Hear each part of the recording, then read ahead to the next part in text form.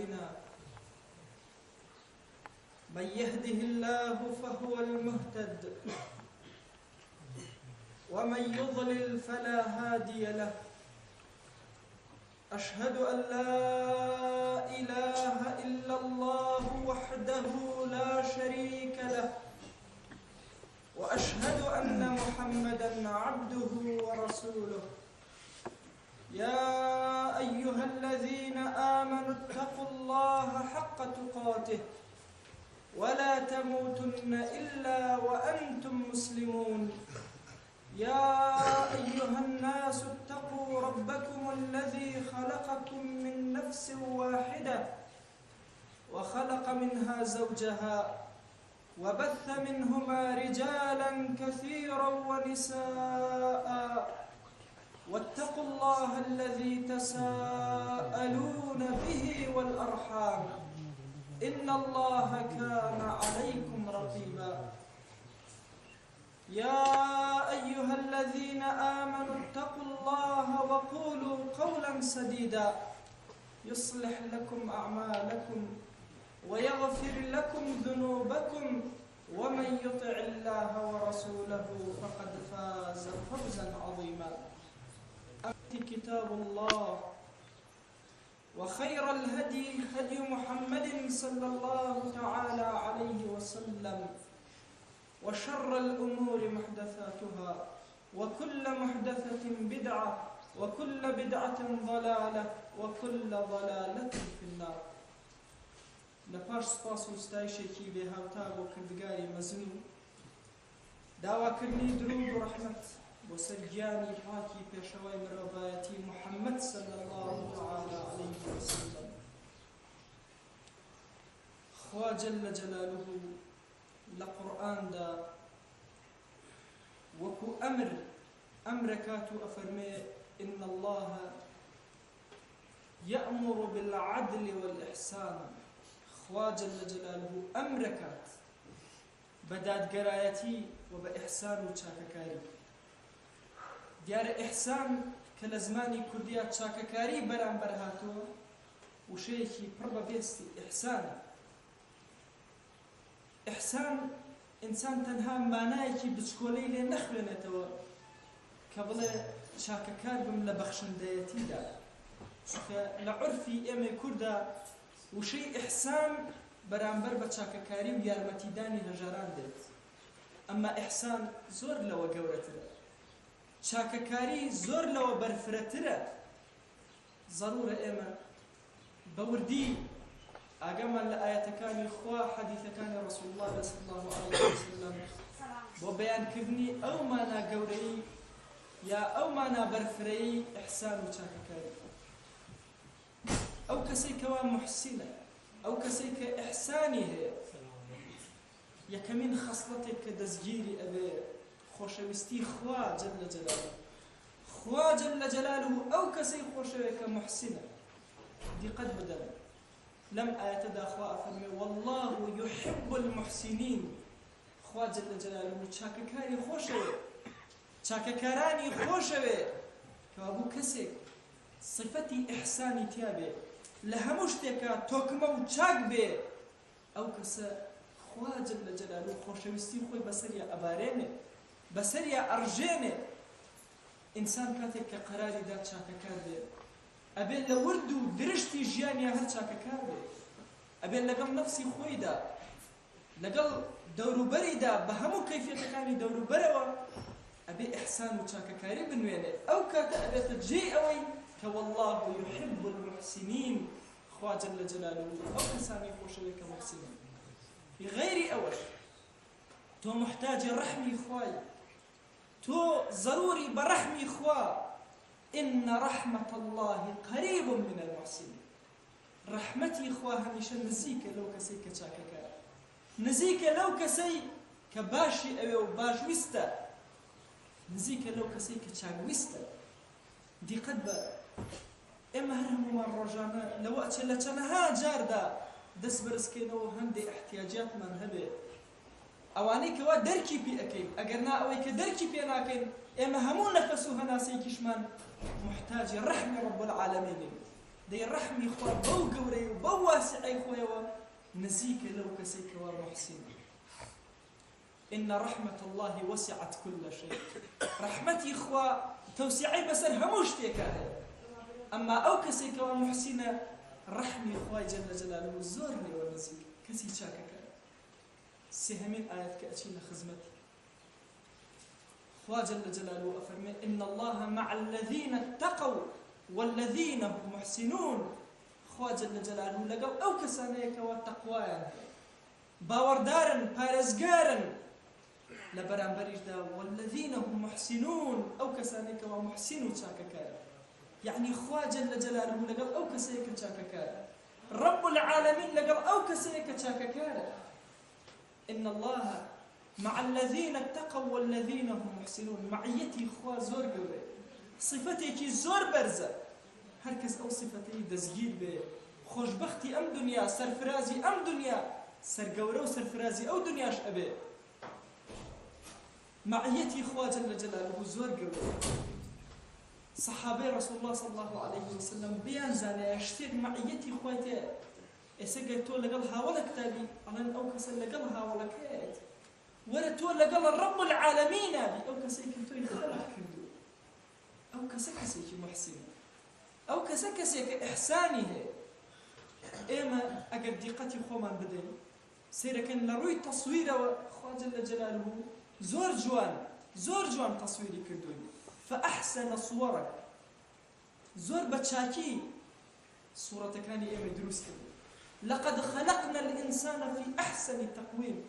خوا جل جلاله بجوانترين شواز بجوانترين وتشاكترين وباشترين إنساني خلق كردو ولا خلق دي لآيتك رب العالمين أفرمي وأحسن كما أحسن الله إليك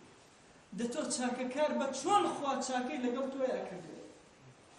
ورن بعد قتي جياني خوان بين بزاين چند تشاكي خوا چند من الباري خوا چند تشاكي خوا بسر مانو ورن دي قد بلها ناس دانت لقسا كردنت لتشاوى كانت كأيان جيري دي قد بلو زمانيك وبي أدويتو بي أخويتو لزتي بيك دي قد بلو دستاني خوا بي عطاك دي لو قاشاني رب العالمين بإحسانه وبتو عطاك بچاك كاري لو مالو سروتو ساماني كخوا منتي بسرتا كردو بي داي همو نعمكاني تر لمال لمندال لعيشي أم دنياي كتو بسر برزي عيشكي بأمن أسايش كتو لخوشيا رأب يري لهرزاني وفرحي كرب العالمين بسرتو يا رجان دويتي همو أمانة إحساني إخوان إحسان كان إخوان لطاقتي إنسان بدرن كبيانيان كباسيان باسي خدي إنسان كبكم باسي كون كم لبخاتري تو خلقي كردوا باسي نعمة مفردات كان الرجانا كتو همو رجاء أيان بيني رب العالمين بي أعطاك همو أماني إخوة جل جلاله بتو أعطاك له بتشاكترين الشيوة هيج نعمة يقنية كم وكريت يدابي همو نعمة كان بوفر جواني بتو أعطاك له دي لمقابلة ولبرامبرة وأحسن كما أحسن الله إليك إحسانتها به شاك كاربة كسيكي مردو شياوبة كسيك بلا همو حياتها شاك كاربي هاتشون أخوة جل جلاله بتشاكيتو يخلق كردو ودرس كردو أنا يردا أما يسهنشتان راكي شنبو نقطيك جرينك لإحسان داك أخوة جل جلاله كاتك وأفرمي وأحسن كما أحسن الله إليك يعني لها مشتكى مفردي برامبري بكار أنا مثلا أخوة جل جلاله بو جوانية شاي بتوع عطاك نعمتك قورو بخشن دايكي أخوائك بسرتو دار رجال ديتوج لبالمقابل ولا برامبر دا أو إحسانا بكا ولا شوين خويا جيبا جيك ولا شوين خويا بكاري أخوة بو جوانية وبو شاكا كايرة شاي بتوع عطاك دوا تولا فليمتي بدروشتا بكاري خوا بو جوانية شاي بتو عطاك بوتو سيري نظري أخوانك خوا جل جلاله أو شاوي بو جوانية بتو عطاك بوتو خيانتي بي ككسك شاوكاني خيانتك همو أعزاي معرضة بوي خيانتك خوا جل جلاله دمي بتو داوة زمانك بتو داوة زور كسي وكو منو تو زماني هي أما نطق لدمي درنا يلاو خوا بم إحسان أم زماني بتو يا وأيتو لبران بردا قرقو نبضاتی صوتی بە تۆ عەتا کردووە ئەی تۆ لە مقابلات چی لێ غیبەتی گۆرانی پێ ئەڵێ خەریکی چی ئەبی بۆ زمانە بۆهتانی بۆ مسلمان پێ ئەەکەی دڵی دراوسێکەت ئەشێنی بەهۆی زمانتەوە وأحسن كما أحسن الله إليك مفردة لجي مفردة بكاربينة أو زمانة بو كيفية أخوة بو إحسان بتوي عطاك دو بو شاكا كاريا دتوش بتشاكي بكاربينة دتوش بزالة لكوا بكاري هني دتوش ذكري أو رب العالمين يبكك أو زمانة بو شاكي بتوي عطاك همو أعزا كان يتري جستش همو مفردة كان يتري بو تششن خوا مالي زور بإحسان وبشاكا بتوي عطاك دو دتوش بإحسان شاكا سرفيك خوا جل جلاله عقلي بتو عطاك وعقل بو قورية كفرقي إيما لقل همو أجل كان تنها عقلا دتوش أو عقل لشويني خويا بكار بينا لجيقي خويا بكار بينا أو عقل مشغول مكا بإخبارك درو مشغول مكا بفتنيك أمرو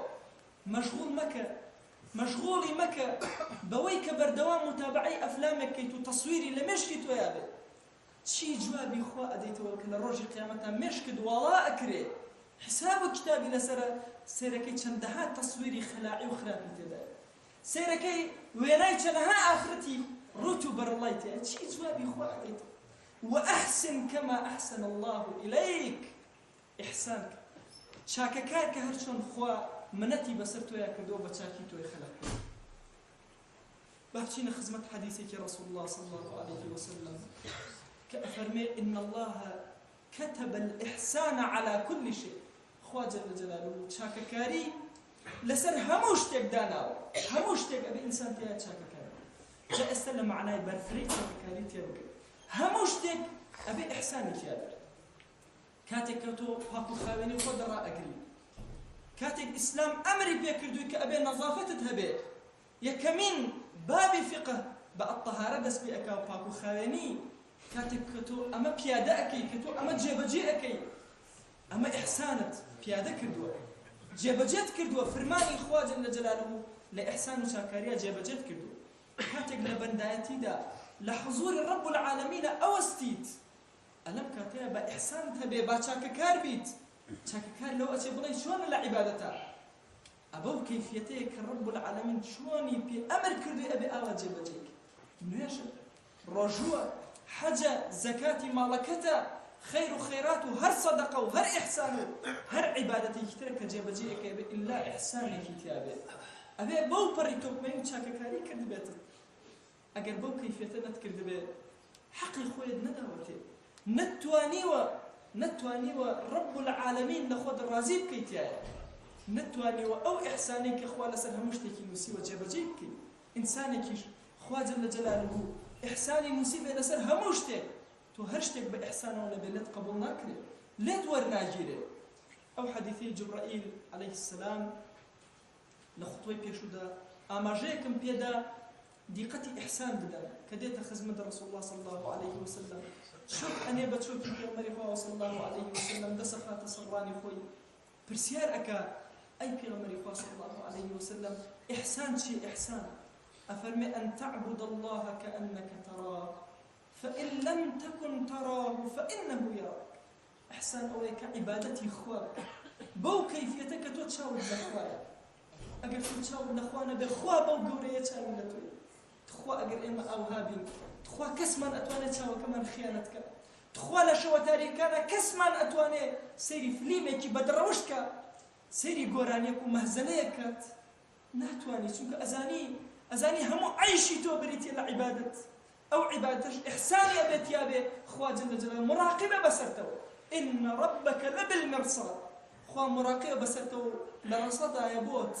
هاكا تشويت بردست هاكا راجرة إلى بردست يا تشي جوابيتو غير أمانش قولتك لمعاملات دا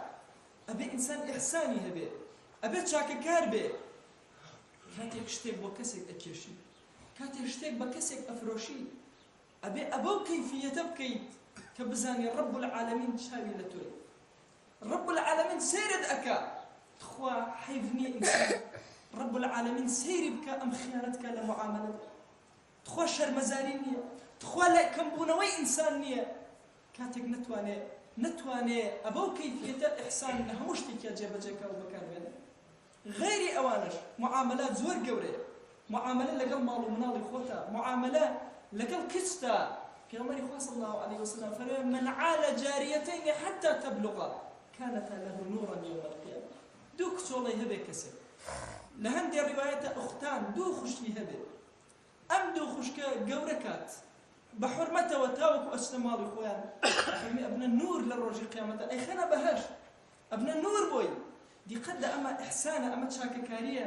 لەگەڵ چواردەورە بە معاملەیە، اینجا لەگەڵ دایک و باوکدا، اینجا زیاتر لەگەڵ دراوسێدا، اینجا لەوەش گەورەتر لەگەڵ هەموو وڵات و نیشتیمانەکەی خۆتدا. ئەزانی کاتێک کەناڵێکی ئەلامی گۆرانێکی بەرەڵا لێ ئەدا، کاتێک بەرەڵایەک لە وڵاتێکی ترەوەیەت بە کۆمەڵە ڕووتەوە، ئەزانن گەورەترین خیانەتە بەرامبەر بە میلەتە ئەکرێت. بەڵام لە کەسانێکەوە کە خۆیان بە خائن نازانن ئەمما لە حەقیقەتا خائنن. وەرە دیقەت ئەمە ئیحسانی ئەم کارە لەکوێیە؟ چاکەکاری بەرامبەر بەم نیشتیمانە لەکوێیە؟ کاتێک کەسێک ئەوەندە بێڕێز بێ زانکۆکەی ئافرەتی بەرڵەت